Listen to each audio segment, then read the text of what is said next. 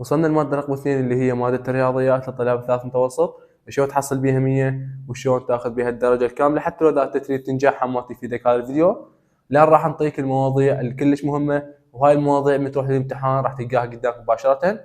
من تدخل قاعة الامتحانية وشوف هاي المواضيع راح تذكر كلام اللي قلت لك. فجدا مهم تتابع المقطع للنهاية حتى تستفاد. اذا كنت تريد 100 او تريد تنجح فانت بالحالتين راح تستفاد. وللمعلومة هذا المقطع يفيدك اذا تريد تمتحن نص السنة او اخير السنة، هم ارجع شوفه لان كلش يفيدك. هسه بدون ما نطول عليكم خلينا نروح مباشرة على الفيديو. اول فقرة راح تجيك الاسئلة على شكل 6 اسئلة، تجاوب 5 وتترك واحد، ولكل سؤال 20 درجة. يعني السؤال متكون من فرعين، لكل فرع 10 درجات، ومرات تجيك 3 افرع تجاوب 2 وتترك واحد. اول سؤال راح يجيك اللي هو عن التطبيق، يقول لك بين نوع التطبيق، يعطيك معادلة واضحة يقول لك بين نوع التطبيق. راح اعطيك السؤال الحل مالته حتى تعرف شنو اقصد.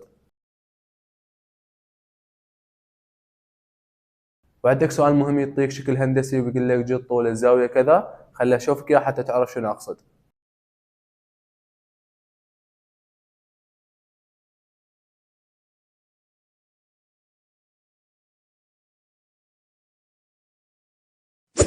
السؤال اللي ما نختلف عليه كنا واللي جدا مهم اللي هو جد حل النظام باستخدام طريقة التعويض او طريقة الحذف. خلينا نتعرف على السؤال والجواب اكثر.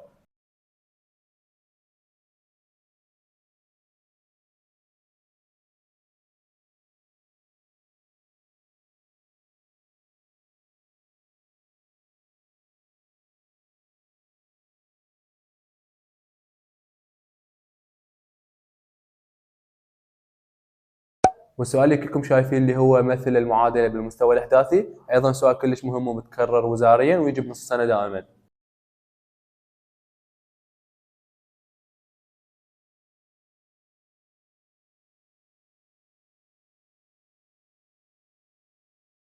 والسؤال اللي كنا نعرفه واللي جدا مهم اللي هو حلل ما يأتي. خلينا نتعرف على السؤال والجواب.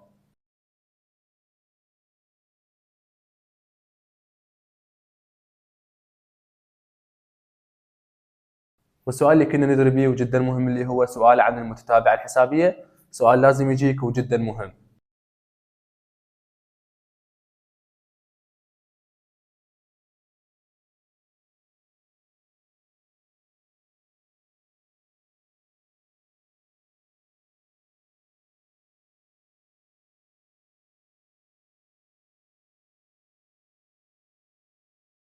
وايضا بالسنوات الاخيره قاموا يجيبون صح وخطا بالرياضيات.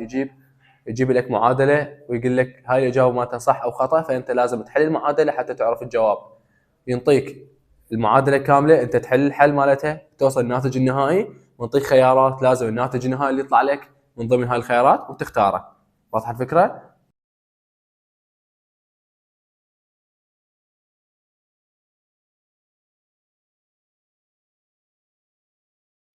بالسنوات الأخيرة قاموا يجيبون هيك أسئلة. اختارت سهى كتابا من رف في غرفتها وأعادته، ثم اختارت كتابا آخر، ما احتمال أن يكون الكتاب من كتب الرياضيات؟ علما أن الرف يحتوي على 5 كتب رياضيات و2 كتب لغة إنجليزية. وإلى تكملة السؤال هيك يجيك السؤال وهذا الجواب مالته.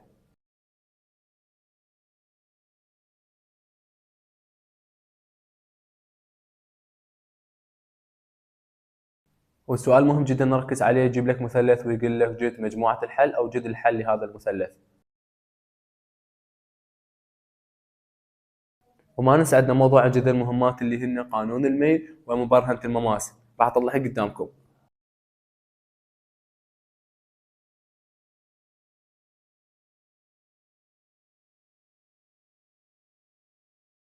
وما ننسى سؤال عن المساحة اللي هو جد المساحة الكلية أو يقول لك المساحة الجانبية أو يا ريت الاثنيناتهم. وسؤال أيضا جدا مهم اللي هو جد جذري المعادلة، وعندك سؤال أثبت إنه. راح أطلعهم قدامكم حتى تفتهمون أكثر.